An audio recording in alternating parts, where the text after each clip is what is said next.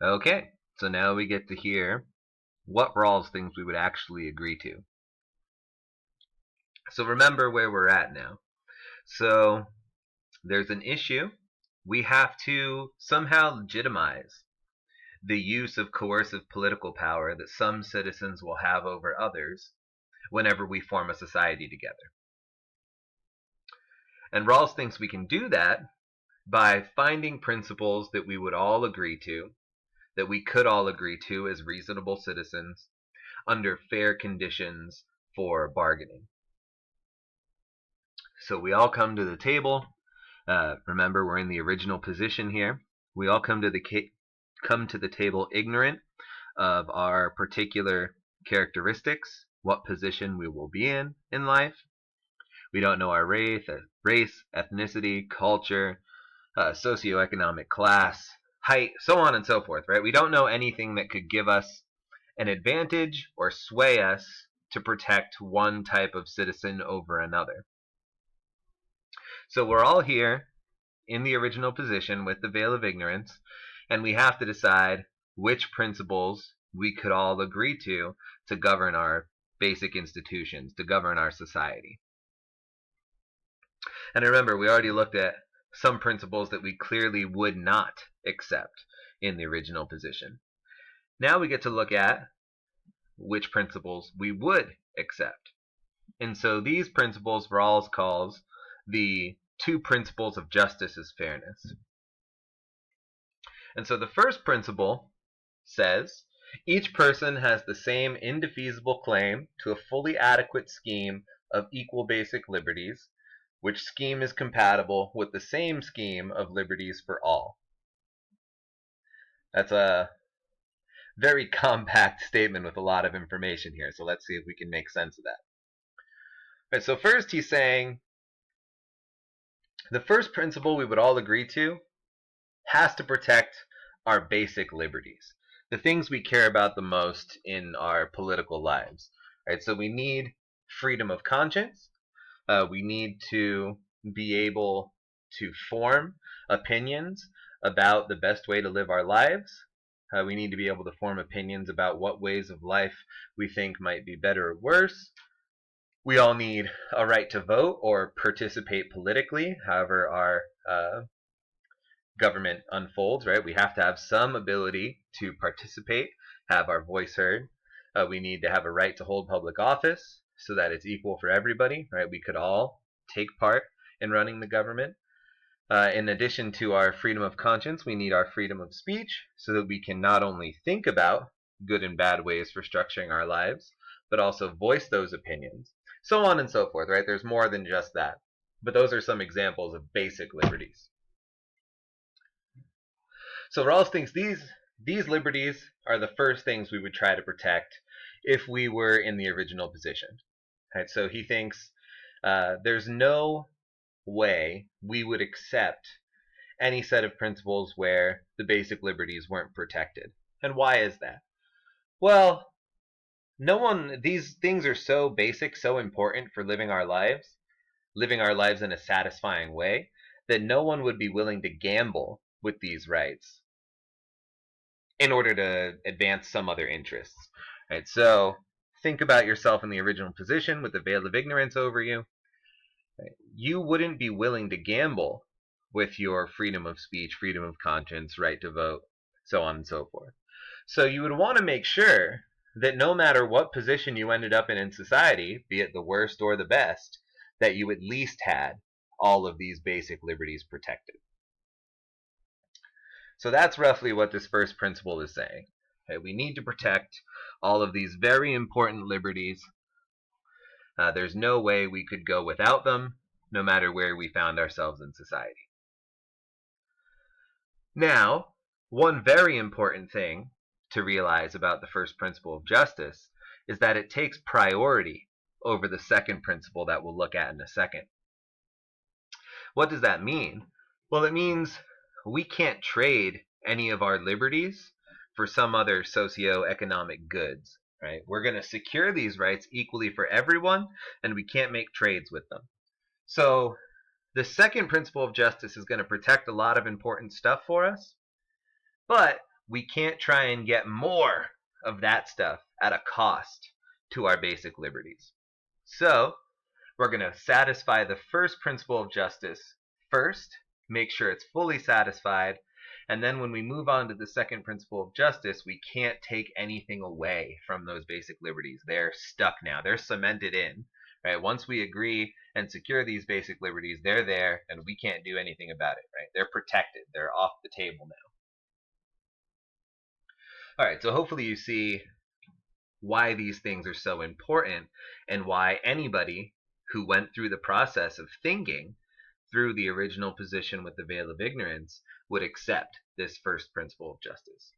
So now let's look at the second. Right, so essentially this first principle of justice is securing our political liberty and our political equality. Remember, we said Rawls is a liberal at the beginning in the first lecture. That means he cares about the values of freedom and equality.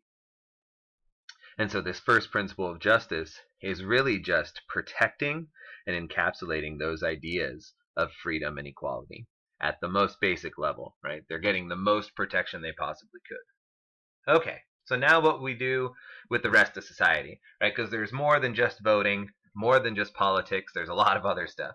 There's the social and economic sections of society as well. So how are we going to structure those? Because those are not quite as important as the basic liberties in our lives, but clearly our social and economic status have a big impact on how satisfying we find our lives to be. So the second principle of justice says that social and economic inequalities are to satisfy two conditions. They are to be attached to offices and positions open to all under conditions of fair equality of opportunity, and they are to be to the greatest benefit of the least advantaged members of society. And this second part is known as the difference principle. So what is he saying here? Well, Rawls is saying that it's okay for us to have inequality in society. Right? So you might think initially, well, why would anybody agree to inequality? Right? If we're all fundamentally equal, why wouldn't we just give everybody equal amounts of everything and then say, okay, now go live life the way you want to? Rawls thinks that's the wrong way to go about it. We can allow inequality because some inequality is actually going to bring all of society up. So here's one way to think about it. Let's first deal here with the first part of the second principle here. So we can have inequalities, but if they're attached to offices and positions, then they have to be open to everybody. Right? So some of us, it's just impossible for everybody to hold political office or political positions. So that means some people are going to hold office and some people aren't. Some people are going to have more political power than others. And Rawls thinks this inequality is okay as long as there's a fair equality of opportunity for all of us to reach those offices. Right? So anybody who has the talent and is motivated can actually make their way into that office, regardless of where they were born and what class they were born into, so on and so forth. So that means, like I said at the sort of middle of the first lecture, right, this is going to require a lot of restructuring of our education system, because we need to make sure that people born into poor neighborhoods with bad education systems have the same opportunity to reach for these political offices and political positions as the people born in extremely wealthy neighborhoods with great education systems. So that type of inequality is okay as long as it's fair for everybody to try and get there. The second, I think, is a little more interesting. Right, so he's saying economic inequality is okay as long as it benefits the least advantaged members of society. So think about two following scenarios.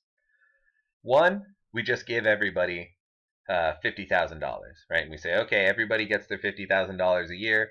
That's it. Go live life the way you want to. End of story.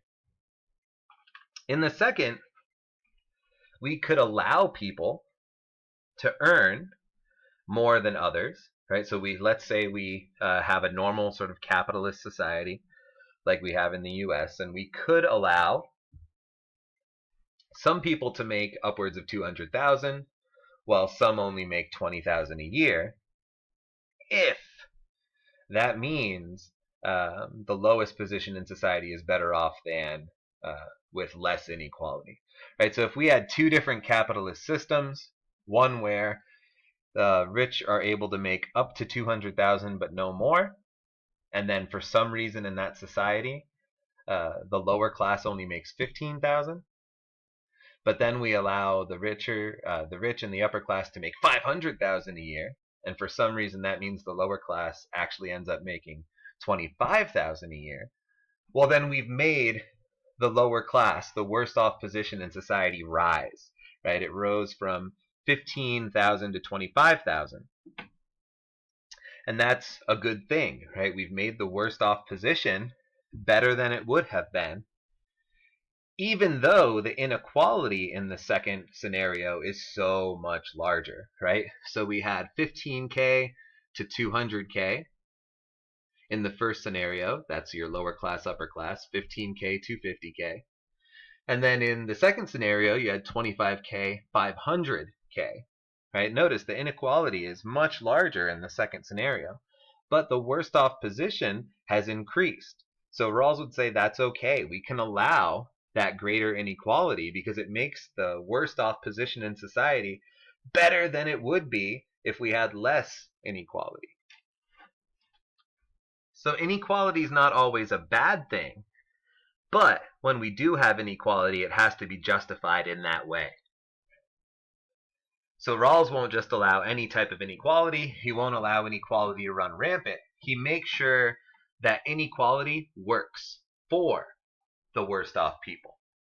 Inequality, the purpose of inequality won't be to let the rich get richer. The purpose of inequality will be to make sure the poor are better off than they would have been in some other type of system. So that's how we could justify inequality in society. Rawls isn't saying that we have to make it that way. He's just saying whatever inequality there is, that's how we have to justify it. Okay, so that's a lot of information, a lot of dense information. Hopefully you're feeling all right with all of that we just covered. But the two important things to remember is we have our first principle of justice that protects our basic liberties, our political liberties, our just general freedoms, and we cement those in. These take priority over our social and economic differences. Right, so we make sure we secure all these basic liberties, and then we move on to our social and economic structures. And here we can have inequality as long as the positions of power are open to fair equality of opportunity, and the economic inequalities are working to the greatest benefit of the least advantaged members. And so Rawls thinks these are the two principles of justice that we would and could actually accept as reasonable members in the original position. And so that's his argument for these two principles, is that everybody who puts themselves into the original position with the veil of ignorance would come to accept these principles over some other set of principles. So, for food for thought, something you can do by yourself, one way to question Rawls' argument is to come up with principles of your own and see which ones people in the original position would actually accept. Would they accept Rawls' two principles, or would they accept your new principle? Rawls leaves it open, right? He can't possibly run through every single principle, but he's hedging his bets, right? He's saying it's a very good chance everyone would accept my two principles, and it's up to somebody else to disprove me there. All right, so that's it for Rawls this week. Hopefully you've got a good feel for how liberal egalitarianism goes. We protect freedom and equality, but we have a more equal society. Equal not in resources necessarily, but equal in our rights and equal in our opportunities. And that's it for the week. Thank you.